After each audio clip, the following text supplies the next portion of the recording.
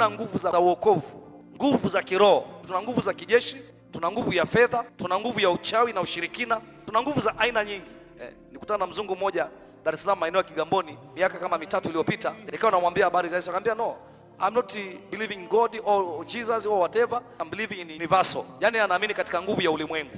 Sasa nguvu ya ulimwengu nipi? Anasema nguvu ambayo inasababisha jua liwake, nguvu inasababisha nyota ziwepo, nguvu inasababisha mawingu yawepo. Hiyo ndio nguvu. Sasa haijui nguvu hiyo. Nikampiga injili akamwambia hiyo sasa, hizo nguvu zote yuko mwanzilishi wa hizo nguvu ambaye ni Mungu.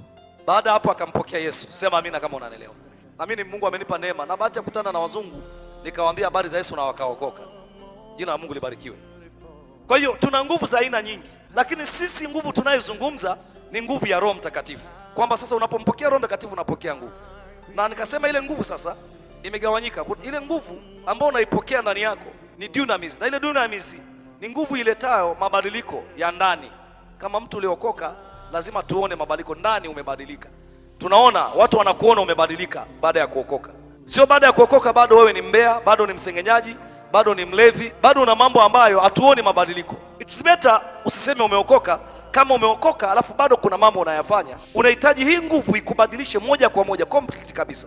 Kwa tuna hiyo nguvu. Tukasema nguvu pia inabadilisha ule utu wa ndani yako unabadilika. Ndio maana unapenda ibada. Ukiona mtu apendi ibada, maana yake ndani yake hakuna nguvu ya Roho Mtakatifu.